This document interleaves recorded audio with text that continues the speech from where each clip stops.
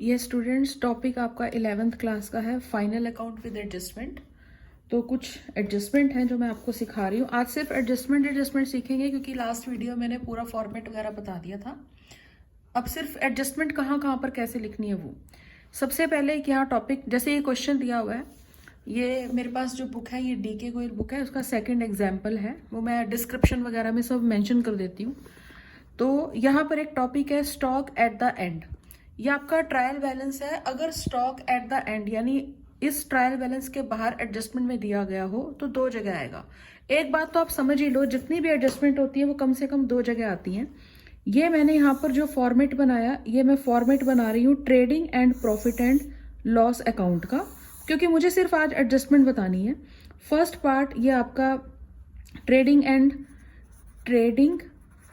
And profit and loss account.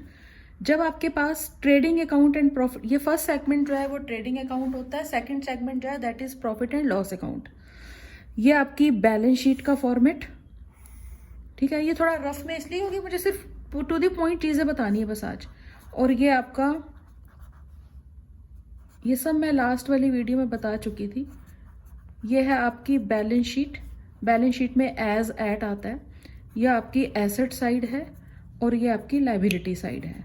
जैसे यहाँ adjustment के लिए कह रहा है कि क्लोजिंग स्टॉक दिया हुआ है 60,000। क्लोजिंग स्टॉक से रिलेटेड सारी इंपॉर्टेंट बातें। क्लोजिंग स्टॉक करंट एसेट होती है। एडजस्टमेंट में आइटम गिवन है तो दो जगह आएगा। प्रिंसिपल और प्रूडेंस लगता है। मार्केट प्राइस और cost price which average less वो लिखी जाती है। अब इस क्वेश्चन में कुछ भी नहीं लिखा हुआ कि सिर्फ एक ही अमाउंट लिखा हुआ है 60,000। मार्केट प्राइस कॉस्ट प्राइस कितनी है तो हम यही लिखेंगे 60,000। तो यहां पर आएगा ट्रेडिंग अकाउंट में बाय क्लोजिंग स्टॉक, दो जगह आएगा। एक बार 60,000 यहां आएगा और एक बार ये बैलेंस शीट की एसेट साइड में आएगा और आप यहां लिख देना क्लोजिंग स्टॉक 60,000। ठीक, एक एडजस्टमेंट ये हो गई। ये पुरानी एडजस्टमेंट ही थी, कोई नई चीज नहीं थी इसमें। आ गया डेप्रिशिएट फिक्स्ड एसेट बाय 10%। यहां पर इस क्वेश्चन में फिक्स्ड एसेट्स जो गिवन है, ये गिवन है 3 लाख रुपीज की। लिखने का तरीका मेन है, इंपॉर्टेंट, वो देखना। फिक्स्ड एसेट्स जो भी होंगी वो बैलेंस शीट में आएंगी। आपने सपोज यहां पर लिखा है हुआ है फिक्स्ड एसेट 3 लाख रुपीज। जिस भी टॉपिक से रिलेटेड कुछ ना कुछ एडजस्टमेंट हो उसका फाइनल अमाउंट यहां आता है, तो जो उसका गिवन अमाउंट है वो अंदर की साइड लिख देना चाहिए। अब इसमें एडजस्टमेंट जो है वो कह रहा है 10% डेप्रिसिएशन है इसके ऊपर, तो 10% कितना होगा? 3 लाख का 10% इज 30,000। तो 30,000 आप यहां से लेस कर दोगे डेप्रिसिएशन 30,000, तो अब उसकी एग्जैक्ट वैल्यू कितनी आ जाएगी? 2,70,000। अगर आपको बिल्कुल अच्छे से जेन्युइनली कॉन्सेप्ट सीखना है ना, तो ये वाला जो अमाउंट वाला कॉलम आता है, इसके अंदर जो अमाउंट आ रहा है इसे हम बुक वैल्यू बोलते हैं। ये तो इतने में उसने एसेट खरीदी होगी, 1 साल के बाद उसमें डेप्रिसिएशन लग गया, उसकी वैल्यू कम हो गई, तो आज उसकी बैलेंस शीट में वैल्यू कितनी है? 2,70,000। तो डेप्रिसिएशन को दो जगह लिखना होता है, भूलना मत। तो ये हाफ पार्ट जो इसका है ये प्रॉफिट एंड लॉस अकाउंट है, तो मैंने यहां लिख दिया to depreciation on fixed asset और अमाउंट मैंने लिखा यहां पर 30,000। ठीक है, तो 30,000 एडजस्टमेंट में है, दो जगह आ गया।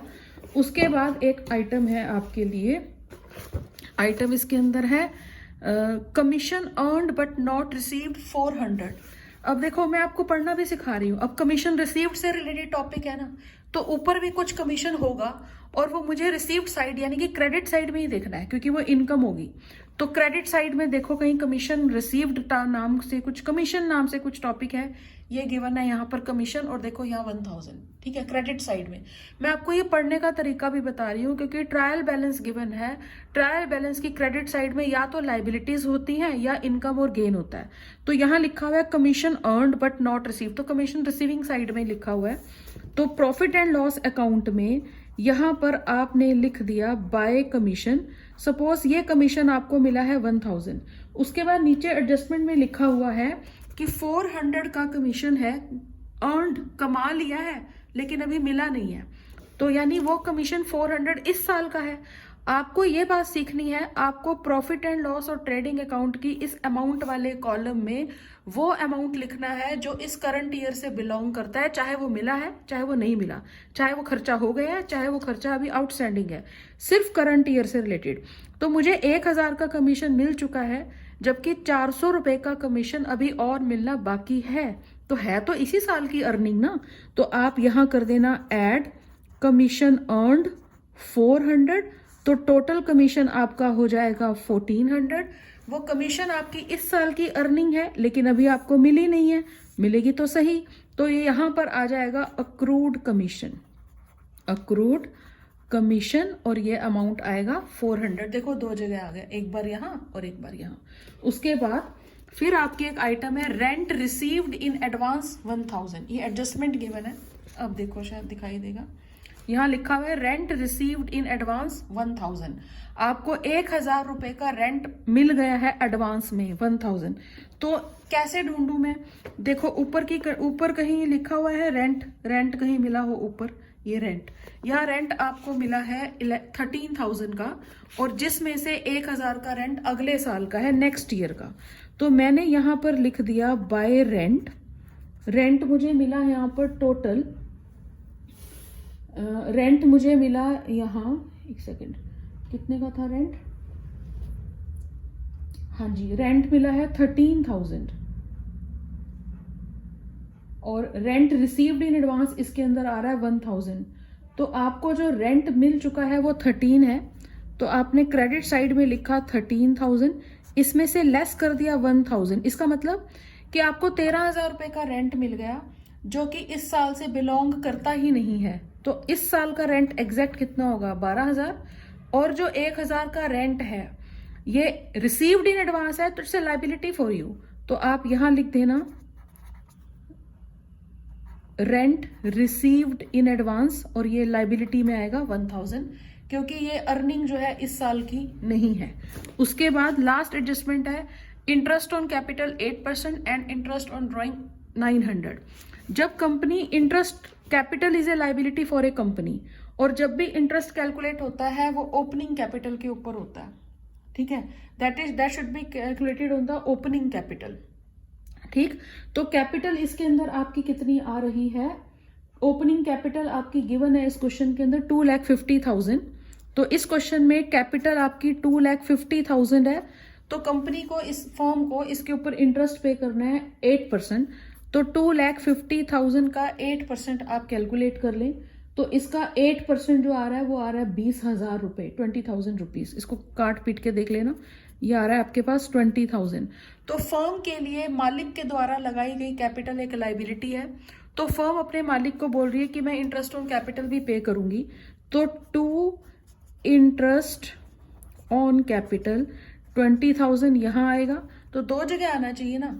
तो एक बार वो जो बैलेंस शीट है उसके अंदर आपकी यहां पर कैपिटल इस क्वेश्चन में 2,50,000 दे रखी है, कंपनी को और इसके ऊपर इंटरेस्ट ऑन कैपिटल देना है 20,000। तो दो जगह कंपनी की लाइबिलिटी इंक्रीज हो जाएगी।